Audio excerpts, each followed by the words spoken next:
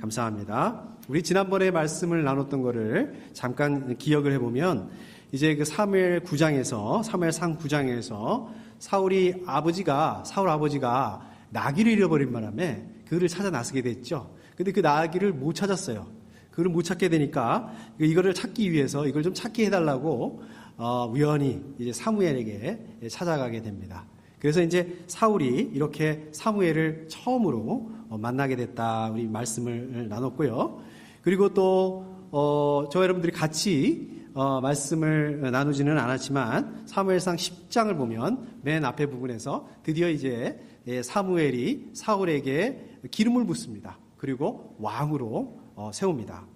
자, 그리고 또 이제 그 다음에 보면 하나님의 영이 이 사울에게 임하신 사건들이 또 나옵니다. 그리고 10장의 뒷부분으로 가게 되면 이제 온 이스라엘 백성들 앞에서 이제 사울이 왕으로 공식적으로 뽑히는 그 말씀들이 나오고 있습니다.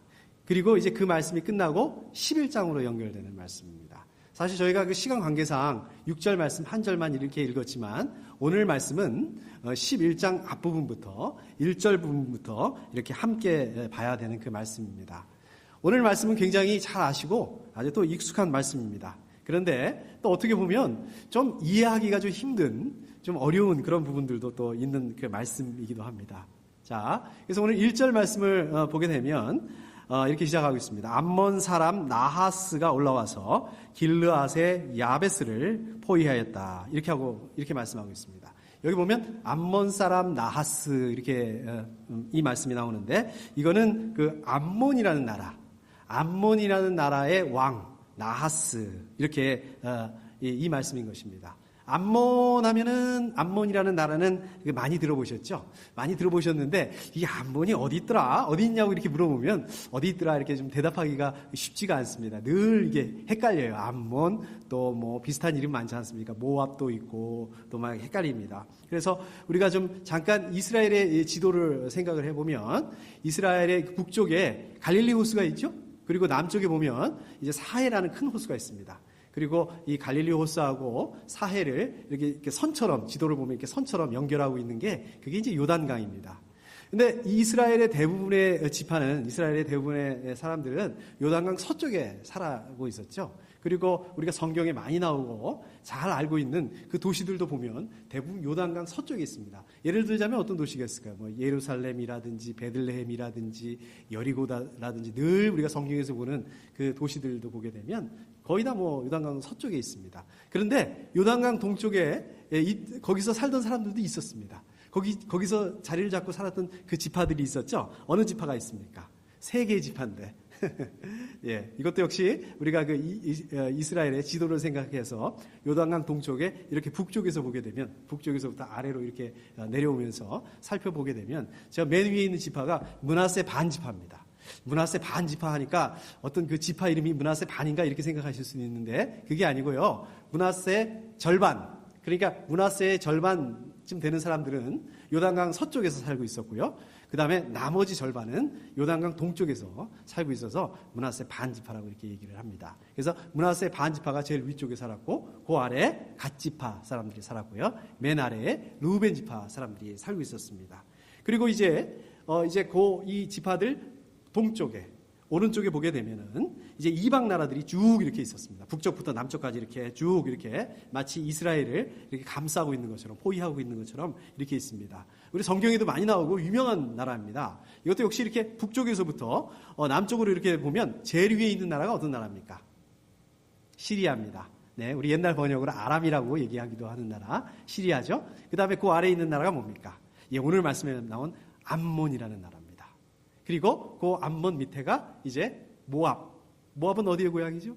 룻의 고향이죠. 예, 모압. 그 다음에 이렇게 그 유다 거의 이렇게 남쪽으로, 동남쪽으로 해서 남쪽까지 에돔. 네, 에돔은 에서의 그 후손들이 나라. 이런 식으로 이렇게 되어 있습니다. 자, 그러니까요. 이 암몬은, 오늘 그 성경에 나온 이 암몬은 이 므낫세 반 지파, 그 동남쪽하고 제가 지도를 준비하지 못했는데 지도를 보게 되면 동남쪽하고 그 다음에 갓지파, 르우벤 지파하고 이렇게 접경하고 있는 그런 나라입니다. 그리고 그 길르앗 야베스라는 지역은 어디냐면 요단강 동쪽에 있는, 요단강 이렇게 약간 동쪽에 있는 그러한 그 또 지파로는 그 므낫세 반 지파에 속해 있는 그런 곳입니다. 지역이에요. 그냥 지역 이름입니다. 그래서 그 쉽게 말하면 암몬하고 접경 지역에 있는 그 변두리 같은 도시, 이제 그렇게 됩니다. 그런데 오늘 말씀을 보게 되니까 이 암몬이 그 길르앗 야베스라는 데를 공격하기 위해서 이제 포위했다, 이렇게 말씀하고 있습니다. 자, 그러면 많은 지역이 있는데 왜 하필 암몬이 이 길르앗 야베스를 거기를 이렇게 공격하게 됐을까? 거기로 이렇게 쳐들어오게 됐을까? 그 이유가 있습니다. 이유가 있어요. 보면은 역사적으로 이 요단강 동쪽에 아까 말씀드린 그 세 개의 지파가 차지하고 있는 요단강 동쪽의 이스라엘 이 땅은 원래는 헤브론의 시혼의 땅입니다. 시혼 왕이라는 땅입니다. 그러니까 모압 쪽에 가까운 거예요. 그러니까 사사기 11장에 보면 그때 이제 입다라는 사사가 있을 텐데요. 이 입다라는 사람이 바로 이 길르앗 사람이었어요. 그때 모압이 쳐들어와요. 쳐들어오는데 뭐라고 얘기를 하냐면 원래 그 땅이 그 길르앗, 그 요단강 동쪽 이스라엘이 차지하고 있는 이 땅이 원래 모압 땅이니까 그걸 돌려달라. 그거를 얘기를 하면서 이스라엘을 쳐들어온 얘기가 있습니다. 그러니까 오늘 말씀에서도 이 암몬 사람 나하스가 이거를 문제 삼아서 원래 자기네 땅이니까 이제 그런 똑같은 이유를 가지고 다시 전쟁을 일으키게 된 겁니다. 이 그 길르앗 야베스를 침략하게 된 겁니다. 자, 그런데 그 암몬의 입장에서는 사실 그 요 지역, 그 길르앗 야베스 아니면 요단강 그 동쪽 지역 요거를 돌려달라고 하는 거, 요 부분을 다시 찾겠다고 하는 거, 이제 그게 문제가 아닙니다. 사실은 이스라엘 전체를 노리고 있었던 겁니다. 이스라엘 전체를 노리면서 이제 그 길르앗 야베스를 통해서 요즘 말로 하면 간을 보는 거예요. 이스라엘이 어떻게 반응하는지, 여기를 암몬이 길르앗 야베스라는 지역을 이렇게 침략을 했을 때 이스라엘이 어떻게 반응하는지 지금 이거를 보겠다는 겁니다. 자, 그러니까 지금 암몬 입장에서는 어떻습니까? 거의 뭐 나라 차원에서, 국가 차원에서 이제 온 거고, 길르앗 야베스라는 지역은 아까 말씀드린 것처럼 그냥 도시예요. 조그만 지역이란 말입니다. 그러니까 이게 상대가 되겠습니까? 상대가 안 되죠. 비교 자체가 안 됩니다. 그래서 이제 그 길르앗 야베스 사람들이 이걸 보니까 이건 안 되겠는 거예요. 이거는 뭐 상대 자체가 안 되겠는 겁니다. 뭐 해보나 마나거든요, 이거는. 그래서 이제 아예 암몬에게 이제 항복을 하기로 결정을 합니다. 그래서 불평등 조약이라도 맺어서 좀 이제 전쟁을 피해보자고 이렇게 얘기를 합니다. 그래서 이 길르앗 야베스 그 사람들이 먼저 이제 암몬에게 조약을 맺자고 제안을 합니다. 1절에 보니까 우리와 조약을 맺읍시다. 우리가 당신을 섬기겠습니다. 자, 이럽니다. 자, 그런데 길르앗 그 야베스 쪽에서 이렇게 싸워보지 않은 거잖아요. 사실상 이렇게 항복하겠다고 지금 하는 거지 않습니까? 물론 뭐 조약이라는 말을 하고 있기는 하지만 지금 이거 항복하겠다고 하는 건데, 암몬 사람 나하스가 거기에 대해서 이렇게 얘기를 합니다. 뭐라고 그러냐면, 내가 너희의 오른쪽 눈을 모조리 빼겠다. 온 이스라엘을 이같이 모욕하는 조건에서만 너희와 조약을 맺겠다. 지금 이렇게 얘기를 하고 있는 겁니다. 자, 이게 무슨 말인가요? 너네 말대로 항복을 받아주겠다. 그런데 항복을 받아주는데 전제 조건이 있어. 성결 조건이 있어. 그게 뭐냐면 오른쪽 눈을 다 빼버리겠다는 거예요. 이야, 대단하죠? 그렇게 해야지만이 항복을 받아주겠다. 지금 이렇게 얘기를 하는 겁니다. 이게 지금 말이 안 되는 거잖아요? 이게 너무 가혹한 조건을 내세우고 있는 거지 않습니까? 자, 그런데 이 암몬 사람 나하스가 왜 이렇게 하는 거냐 하면, 이게 왜 그러냐면 바로 그 다음에 보면 나오죠. 이스라엘을 이같이 모욕하는 조건에서만, 이렇게 얘기를 합니다. 그러니까 야베스 사람들에게 오른쪽 눈을 이렇게 다 빼버리겠다, 이렇게 하는 거는, 이거는 모욕을 주기 위해서 그렇게 하는 거라는 거예요, 이게. 근데 누굴 모욕을 주냐면 이스라엘 전체를 모욕을 주기 위해서 이렇게 하는 거라는 거예요. 그렇기 때문에 지금 사실은 이스라엘 전체, 지금 이 길르앗 야베스 여기가 문제가 아니라, 암몬 사람이 보고 있는 거는, 암몬 사람 나하스가 보고 있는 거는 여기가 문제가 아니라 이스라엘 전체를 지금 욕심을 내고 있는 거라는 것을 저희가 볼 수 있습니다. 그렇기 때문에 이 나하스가 이 길르앗 야베스 지역을, 여기 지역을 점령하고 그 다음에 이 사람들이 이렇게 아주 가혹한 항복 조건, 오른쪽 눈을 빼버리겠다고 이렇게 하게 되면 이거는 지금 아까도 말씀드린 것처럼 이스라엘 전체에게 모욕을 주겠다고 하는 거니까 그 이스라엘의 반응을 보겠다고 하는 거니까 지금 길르앗 야베스 사람들이 어떻게 하겠습니까? 이스라엘 전체의 반응에 대해서 자기들이 어떻게 결정할 수 있는 부분들이 아니지 않습니까? 결정할 수 없을 거 아니겠습니까? 그러니까 이 길르앗 야베스 사람들이 이스라엘에게 이거를 보고를 할 거고 이 상황들에 대해서 알릴 거고 그렇게 되면 자연스럽게 이스라엘이 어떻게 반응하는지 이스라엘에게 이 일들이 알려지게 되고, 그 다음에 어떻게 반응하는지 이제 알 수 있게 되는, 지금 이렇게 계산이 되게 된 거죠. 자, 상황이 이렇게 되게 되니까 이제 그 길르앗 야베스의 그 장로들이, 이렇게 결정을 합니다. 뭐라고 얘기를 하냐면, 우리에게 2일 동안만 말미를 주셔서 우리가 이스라엘 모든 지역으로 전령들을 보내도록 하여 주십시오. 우리를 구하여 줄 사람이 아무도 없으면 우리가 항복하겠습니다. 그러니까 일주일 동안, 7일 동안 시간을 달라는 겁니다. 말미를 달라는 겁니다. 그러면 그 사이에 이스라엘 지역으로 전령을 보내서 이 사실을 이제 이스라엘에게 알려가지고 그 다음에 그 이스라엘이 자기네들을 도와주지 않겠다고 한다면 그때 가서는 뭐 나하스가 너네들이 하자는 대로 그렇게 하겠다. 지금 이렇게 얘기를 합니다. 그래서 이제 전령을 보냅니다. 전령을 어디다 보내냐면 그 사울이 살고 있는 기브아로 보냅니다. 그래서 거기서 길르앗 야베스 사람들에게 어떤 일이 일어났는지, 암몬 사람들이 침략해서 지금 뭘 욕을 하고 있는지 이렇게 얘기를 했습니다. 4절에 보니까 백성들이 모두 큰 소리로 울었다 이럽니다. 이 상황을 알게 된 이스라엘 백성들이 그 길르앗 야베스 사람들이 지금 처한 상황에 대해서 공감했다는 얘기죠. 같이 슬퍼했다는 얘기입니다. 자, 그런데 사울이 밭에서 소를 몰고 오다가 지금 그 백성들이 울고 있는 걸 본 거예요. 그러니까 지금 왜 울고 있냐고 이렇게 물어봤겠죠. 그래서 무슨 일이 일어났길래 백성들이 이렇게 울고 있냐 이렇게 물어봤겠죠. 그랬더니 그 전령한테 길르앗 야베스 전령한테 들었던 그 말을 이제 사울한테 전합니다. 자, 그런데 그 순간에 하나님의 영이 사울에게 내렸다. 그리고 말씀하고 있고 그 다음에 사울이 분노를 터뜨립니다. 거룩한 분노라고 그러죠. 우리가 이런 거를. 거룩한 분노를 터뜨립니다.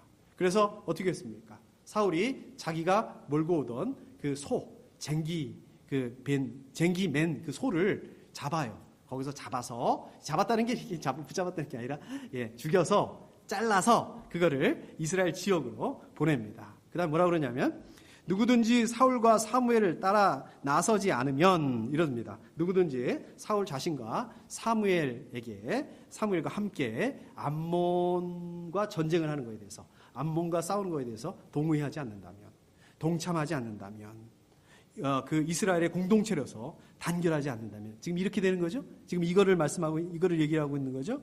이거는 지금 어떻습니까? 이스라엘의 단결, 이스라엘 공동체의 단결을 요구하는 의미로 소를 잡아서 또 이렇게 토막을 내서 보냈다는 것입니다. 그러니까 지금 사울이 어떻습니까? 이스라엘의 왕으로서 이스라엘의 그 왕의 권위를 가지고 백성들을 인커리지하고 있는 겁니다. 지금 이 상황들은 계속해서 보니까 주님께서 온 백성을 두려움에 사로잡히게 하시니 이렇게 말씀하고 있습니다. 그러니까 이 말씀 뭡니까? 하나님께서 백성들을 두렵게 하셨다는 말씀입니다. 하나님께서 백성들을 두렵게 하셨다. 이게 무슨 말씀인가요? 왜 두렵게 하셨나요? 하나님께서 백성들에게 공포감을 주셨다? 이거 잘못하다가는 지금 사울에게 이 말을 어겼다가는 이 소들처럼 이렇게 죽음을 당할 수 있겠구나. 지금 협박하시는 건가요? 협박하셨다는 건가요? 아니죠. 이거는 하나님께서 이스라엘이 하나가 될 수 있도록 또 이스라엘 모든 백성들이 사울을 따라갈 수 있도록 그렇게 하셨다는 겁니다. 더 정확하게 말씀드리자면 하나님께서는 이스라엘 백성들에게 이제 막 왕이 됐잖아요. 사울이 이제 막 그 왕이 된 그 사울의 권위를 인정할 수 있도록 이렇게 하셨다는 것입니다. 자, 그래서 이스라엘 전체에서 이제 군사들이 모였습니다. 33만 명이 모였습니다. 많은 인원이 모인 거죠. 사울이 이렇게 말합니다. 길르앗의 야베스 사람들에게 가서 내일 햇볕이 뜨겁게 내리쬐을 때쯤에는 구출될 것이라고 전하여라. 이렇게 얘기를 합니다. 길르앗 야베스의 전령들이 이제 길르앗 야베스로 돌아가서 사울이 한 말을 전합니다. 그러니까 야베스 사람들이 이제 기뻐했다라고 이렇게 말씀하고 있죠. 그런데 이제 암몬 사람들에게는 거짓으로 말합니다. 거짓말로 뭐라고 그러냐면 우리가 내일 당신들에게 나아가 항복하겠습니다. 그때 가서는 우리에게 하고 싶은 대로 하시오. 이렇게 말합니다. 이거는 거짓말을 하게 되는 거는 암몬 사람들이 좀 마음을 놓게 하기 위해서 그리고 이제 기습 공격하기 위해서 이렇게 했던 것 같아요. 그리고 그 다음날 아침 일찍에 새벽에 이제 사울이 33만 명의 군대를 세 개의 파트로 세 부분으로 나눠서 이제 마음 놓고 있는 그 암몬 사람들, 자기네들이 다 이겼다고 생각하고 있는 사람들을 칩니다. 공격을 해요. 그런데 완전히 이기죠. 11절에 보니까 제가 한번 읽어보겠습니다. 살아남은 사람들은 다 흩어져서 두 사람도 함께 있는 일이 없었다. 완전하게 졌다는 얘기죠. 암몬이 아주 그냥 회복이 불가능할 정도로 이스라엘이 완승을 거뒀다 이 얘기입니다. 자, 그렇다면 오늘 이 말씀, 지금 암몬이 길르앗 야베스 사람들을 침략한 이 말씀을 왜 여기다가 사무엘상 11장 이 말씀에다가 여기다가 쓰고 있을까요? 여기다 기록하고 있을까요? 한번 생각해 보십시오. 아까도 제가 잠깐 말씀드린 것처럼 9장에서는 어떤 얘기를 하고 있습니까? 이제 사무엘이 사울을 처음으로 만난 그 장면에 대해서 말씀하고 있고요. 또 10장 그 앞부분에서는 이제 사무엘이 사울에게 왕으로 기름 부은 장면, 그 다음에 뒷부분에 보게 되면 사울이 이스라엘 공동체 전체에서 이제 왕으로 뽑히는 장면, 이런 얘기를 한단 말입니다.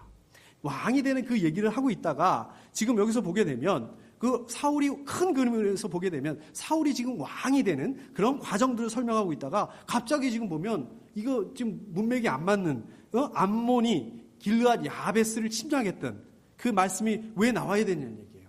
이게 앞부분하고 이게 맞지 않는 얘기가 여기 들어와 있는 거 아니냐는 거예요. 근데 이 오늘 그 말씀을 보게 되면요, 이 큰 그림에서 보면 조금 그 이해 안 가는 부분이 나옵니다. 좀 이상한 부분이 나와요. 어떤 부분입니까? 사울이요. 사울. 그 5절인가요? 5절에 보면 이렇게 되어 있습니다. 마침 사울이 밭에서 소를 몰고 오다가 지금 이러거든요. 이게 무슨 말인가요? 사울이 지금 농사 짓고 있는 거예요. 사울이 지금 농사를 짓고 있다는 얘기입니다. 근데 이상하잖아요. 사울은 벌써 어떻게 됐습니까? 왕이 됐어요.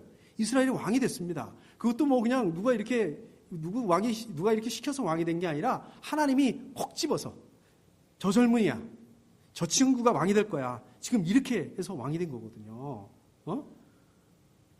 그리고 사무엘이 당시에 그 이스라엘의 그 리더였던 사무엘이 기름을 부었단 말이에요. 왕으로 세웠단 말입니다. 그리고 하나님의 영이 임했어요. 사울에게. 하나님의 영이 임했는데 하나님의 영이 임한 게 그냥 뭐 사울 혼자 이렇게 알고 있었던 게 아니라 모든 사람들이 다 알게 됐어요. 저희가 같이 읽지는 않았지만 사무엘상 10장에 보면 이런 말씀이 나옵니다. 사울마저도 예언자가 되었는가, 이런 속담이 되었다고. 사람이 다 알아서 그 하나님의 영이 내린 거를 다 알아서 이렇게 사람들이 얘기했다는 이 말씀이 나옵니다. 결정적으로요, 이스라엘이 다 모인 자리에서 공식적으로 왕으로 뽑혔단 말이에요. 사울이. 이 정도가 됐으면 사울이 뭐라 그러나요? 명실상부한 이스라엘 왕이 아니었냐는 것입니다. 당연히 왕궁에 살아야 되는 거 아니겠어요? 물론 아직까지 왕궁이 준비가 안 됐으니까, 갑자기 왕이 되는 바람에 왕궁이 준비가 안 됐으니까 그거는 그렇다 치더라도 최소한 왕으로서 이스라엘을 통치하고 다스리고 지금 이런 일을 해야 되는 거 아니겠습니까? 그런데 지금 보면 되면 아직도 지금 농사를 짓고 있는 거예요. 이거 왕이 되기 전이나 왕이 된 다음이나 바뀐 게 없어요. 지금 사울의 이 모습을 보게 되면. 자, 그런데요, 문제는요, 10장 27절에 보면 나옵니다. 자, 10장 27절에 보면 몇몇 사람들이 이렇게 얘기를 합니다. 사울한테 얘기를 하는 거죠. 이런 사람이 어떻게 우리를 구원할 수 있겠느냐? 이러면서 사울을 업신여겼다는 거예요. 이거는 무슨 얘기냐? 지금 사울이 왕이 됐어요. 사울이 공식적으로 왕이 됐습니다. 하나님이 인정하고 또 그 사무엘이 기름 붓고 또 공식적으로도 이렇게 왕이 됐습니다. 그러나 실제적으로 이 백성들에게 왕으로서 인정받지 못하고 있다는 얘기입니다. 왕이 되는 그런 과정을 거쳤음에도 불구하고 여전히 이 사울을 왕으로 인정하지 않는 사람들이 많았다는 것입니다. 지금. 그런데 여기에 대한 그 사울의 반응을 보십시오. 그 10장 27절에 보면은 그러나 사울은 못 들은 척하였다, 이렇게 얘기하고 있습니다. 사울이 어떻습니까? 자기 권리를 주장할 수 있어요. 주장할 수 있지만 주장하지 않고 있습니다. 그리고 침묵하고 있습니다. 그런데 오늘 말씀 오늘 말씀이 지나고 나서 오늘 말씀 맨 뒤에 가보면 11장 맨 뒤쪽으로 보면 이스라엘 백성들이 사울을 대하는 태도가 달라져요. 사울에게 하는 그 말이 완전히 달라집니다. 12절 얘기 나오는데요. 12절에 보니까 이렇게 되어 있습니다. 사울이 어떻게 우리의 왕이 될 수 있냐고 떠들던 자들이 누구입니까? 그런 자들을 내주십시오. 우리가 그들을 쳐서 죽이겠습니다. 이렇게. 결국 이 오늘 말씀, 이 길르앗 야베스 사건을 통해서 사울은 그 이스라엘의 왕으로서의 권위를 가지게 됐다는 것입니다. 이스라엘 그 왕으로서 이스라엘 백성들이 사울을 이제 신뢰하게 됐다는 거예요. 믿게 됐다는 거예요. 14절에 보니까 사무엘이 이릅니다. 우리가 길갈로 가서 사울이 우리의 왕이라는 것을 거기에서 새롭게 선포합시다. 이렇게 얘기하고 있습니다. 자, 그러니까 지금 결국은 9장부터 해서 10장으로 해서 11장 오늘 말씀으로 이뤄지는 그 큰 그림을 보게 되면 하나님께서 사울을 왕으로 이렇게 콕 집어서 세웠을 뿐만 아니라 하나님께서 인정하시는 이 권위를 하나하나 사울에게 세워나가셨다는 것입니다. 오늘 말씀은 그 권위를 세워나가시는 그 과정 중에 있었다는 거예요. 그렇기 때문에 오늘 말씀은 무슨 암몬이 그 길르앗 야베스를 쳐들어와가지고 이 사람들에게 무자비한 그 항복 조건, 오른쪽 눈을 다 빼버리겠다, 이제 이런 거. 그런데 이스라엘 백성들이 한 마음이 돼가지고 똘똘 뭉쳐서 그 암몬하고 전쟁을 일으켰는데 그 암몬에게 완전히 이겼다. 이게 아니라, 물론 그것도 중요하지만 그것보다 더 중요한 것은 오늘 말씀은 하나님께서 이 사건을 통해서 이 사울의 권위를 사울의 그 왕으로서의 권위를 세워나가는 그 사건을, 그 말씀을 지금 하고 있는 거다. 이거라는 거죠. 이 오늘 말씀의 이 젊은 그 사울은 어떻습니까? 하나님께서 자기를 왕으로 정하셨다는 거. 그리고 하나님께서 사무엘을 통해서 직접 왕으로 세우신 것을 이미 알고 있잖아요. 이미 그것들을 경험을 했지 않습니까? 그런데 어떻습니까? 다른 사람들이 인정하지 않아요. 이게 그냥 자기들끼리만 그냥 사무엘하고 사울하고 그래 네가 왕해라. 예, 지금부터 제가 왕하겠습니다. 지금 이게 아니거든요. 백성들이 다 모인 자리에서 거기서 이렇게 공식적으로 뽑혔거든요. 그럼에도 불구하고 어떻습니까? 인정하지 않는 사람들이 있었다는 거예요. 그런데 그 사람들에 대해서 야 내가 왕인데 니들이 감히 나한테 왕한테 이럴 수 있어? 이렇게 하지 않았다는 거예요. 이것들을 힘으로 누를 수 있었거든요. 힘으로 누를 수 있었음에도 불구하고 그렇게 하지 않았다는 겁니다. 사울은 어떻습니까? 또 자기가 뭘 이렇게 좀 어떻게 해가지고 자기의 권위를 내세우는 그런 그 인위적인 방법을 써서 그렇게 할 수도 있었는데 그렇게 하지 않았다는 것입니다.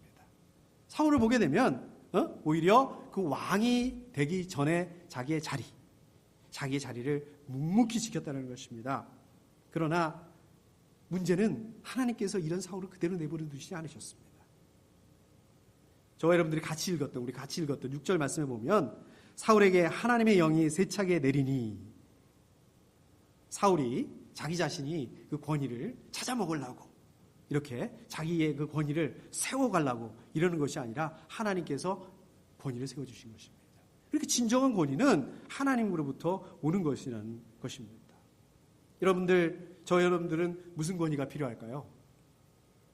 여러분들 그 권위라는 것은 권위주의하고는 다른 겁니다. 여러분들 가지고 있는 그 직분에도 권위가 필요한 것입니다. 우리 목사님도 계시고 또 여기 집사님도 계신데 이러한 그 목사라는 직분, 이 집사라는 그 직분에 그 권위가 필요한 것입니다. 어떤 권위가 필요한 건가요? 이 권위가 어디서부터 오는 그 권위여야 될까요? 그렇습니다. 여러분들이 이 권위를 세우려고 하는 게 아니라 여러분들의 그 권위를 하나님께서 세워가실 수 있도록 기도해야 되는 것입니다. 제가 잘 알고 지내는 그 집사님이 있습니다. 그 집사님은 아주 믿음이 좋으시고 참 신실하게 하나님을 믿는 분입니다. 또 하나님의 말씀에 순종해서 살려고 그렇게 노력하시는 그런 분입니다. 또 목자로서 10년 이상 지금도 마찬가지예요. 지금도 여전히 목장을 이렇게 섬기고 있는 그 분입니다. 또 교회에서는요, 부서를 맡아서 또 부서장으로 담임 목사님하고 또 이 목사님들을 도와서 사역을 감당해 오고 있는 분입니다. 그래서 이제 그 교회에서 또 그 교회 그 모든 분들하고 이제 그 담임 목사님하고 그 집사님을 안수 집사님으로 세우기로 이렇게 안수하기로 이렇게 결정을 했습니다. 그래서 그 담임 목사님께서 그 집사님에게 이런 그 설명을 좀 드리고 이제 당신을 이제 안수 집사로 좀 이렇게 그 안수하겠다. 그러니까 안수 집사가 대해달라고 이렇게 권유를 했다고 합니다. 그런데 그 집사님이 이렇게 얘기를 했다고 합니다. 자기가 안수 집사로 안수를 받는 건 자기한테 굉장히 영광스러운 일이고 또 이 안수 집사라는 직분이 굉장히 귀한 직분이다. 그러나 생각을 해보면 이 안수 집사라는 게 뭐냐? 안수 집사라는 직분은 말 그대로 직분, 펑션이라는 거죠. 그런 면에서 보게 된다면 자기 자신은 이미 목자로서 또 그 부서장으로서 이렇게 섬기고 있기 때문에 그 직분, 그 펑션을 감당하고 있기 때문에 자기가 안수 집사로서 그 필요가 없다. 안수를 받을 필요가 없다라고 이렇게 얘기를 했다고 합니다. 그래서 이 담임 목사님께서 이분의 그 의견을 존중을 해주셔서 의견을 받아줘서 이제 그 안수 집사가 아니라 목자로서 또 그 부서장으로서 담임 목사님을 여전히 함께 그 교회를 섬기고 있다고 합니다. 그런데요, 그 교회에 그 성도님들이 그 집사님을 여전히 존중하고 있다는 거예요. 존경하고 있다는 거예요. 그 안수 집사로서가 아니라 목자로서 또 부서장으로서 여전히 존중하고 있다는 것입니다. 모르겠습니다. 이 집사님에게 오늘 말씀처럼 하나님의 영이 내리치신 건지 아니면 성령님께서 이렇게 아주 부드럽게 말씀하셨는지 모르겠습니다. 그러나 그 열매를 보게 되면 그 교회에서 그 집사님의 그 권위를 또 인정하는 것을 보게 되면 하나님께서 그렇게 만들어 가신 것이 아닌가라고 이렇게 생각을 해보게 됩니다. 하나님께서 그렇게 만들어 가셨다는 게 확실하다는 그런 생각들을 해보게 됩니다. 결국은 이러한 그 권위를 여러분들이 아무리 외적으로 인위적으로 만들려고 한다 하더라도 우리가 만들 수 없다는 것입니다. 권위를 세울 수가 없다는 것입니다. 오히려 이 권위라는 것은 하나님께서 만들어 가시고 하나님께서 세워주시는 것이다 라는 그런 생각들이 됩니다. 그래서 결국 우리가 이 교회 안에서 하나님으로부터 온 이러한 그 권위가 온전하게 세워질 때, 그럴 때 이 건강한 교회를 만들어갈 수 있지 않나 이런 생각을 한번 해보게 됩니다. 여러분들과 제가 가지고 있는 직분은 교회의 직분만 있는 것이 아닙니다. 집에서도 있습니다. 무슨 직분이 있습니까? 우리 집에 한 집안의 가장이기도 합니다. 여러분들은 어떻습니까? 여러분들의 아이들의 아버지이기도 하고 어머니이기도 합니다. 또 우리 집사님들 중에서는 할아버지이기도 하고 할머니이기도 합니다. 여러분들은 내가 잘하면 훌륭한 가장이 될 수 있다 이렇게 생각을 합니다. 훌륭한 부모가 될 수 있고 좋은 할아버지 할머니가 될 수 있다라고 이렇게 생각을 합니다. 또 내가 잘해서 좋은 건강한 가정을 만들어 갈 수 있다라고 생각을 합니다. 물론 맞습니다. 또 그렇게 하셔야 됩니다. 또 그렇게 노력을 하셔야 됩니다. 자, 그런데요, 근본적으로 더 중요한 것은 그게 있습니다. 더 중요한 게 있습니다. 그거는 저와 여러분들이 너무 당연하다고 생각하는 이 가장의 권위, 이 부모님으로서의 그 권위, 할아버지, 할머니로서의 그 권위, 사실은 이것들이 여러분들과 제가 만들어가는 것이 아니라 하나님께서 세워가신다는 거예요. 하나님께서 만들어주신다는 거예요. 그리고 오늘 말씀을 보게 되면 사울이 분노를 터뜨렸습니다. 아까도 말씀드렸듯이 이런 거를 거룩한 분노라고 그러죠. 우리가 성경을 보면 예수님도 분노를 터뜨리시기도 합니다. 여러분들도 또 분노를 터뜨리기도 합니다. 분노를 터뜨려야 되는 그런 상황에서 분노를 터뜨리셔야 됩니다. 그런데 이 분노도 역시 전제 조건이 있습니다. 뭡니까? 6절 말씀에 하나님의 영이 세차게 내리니 바로 이겁니다. 이게 전제 조건입니다. 여러분들이 터뜨리는 이 분노의 출발이 어디 있냐는 것입니다. 여러분들 자신에게 있느냐 아니면 하나님에게 있느냐. 저와 여러분들이 그 분노가 바로 저와 여러분들의 그 감정에서 오는 건지, 자존심이 상하는 거 그것 때문에 오는 건지, 아니면 하나님의 영, 아니면 이 성령님 때문에 온 건지 우리가 이거를 분명히 해야 된다는 거예요. 여러분들의 그 분노가 누구를 향하고 있냐는 것입니다. 여러분들의 그 분노가 이 암몬 사람 나하스를 향하고 있는 건지, 아니면 오히려 아군, 우리 편 이스라엘을 향하고 있는 건지, 여러분들의 분노가 하나님의 말씀을 왜곡하고 하나님의 말씀을 속이는 사단, 마귀, 이 악한 영을 향하고 있는 건지, 아니면 내 개인적인 그 분노를 이기지 못하고 엉뚱한 사람에게, 우리 가정, 아내에게, 남편에게, 그 다음에 아이들에게, 우리 교회 식구들에게, 또 목장 식구들에게, 믿음의 동역자들에게 향하고 있는 건지, 우리가 이거를 분명하게 해야 된다는 것입니다.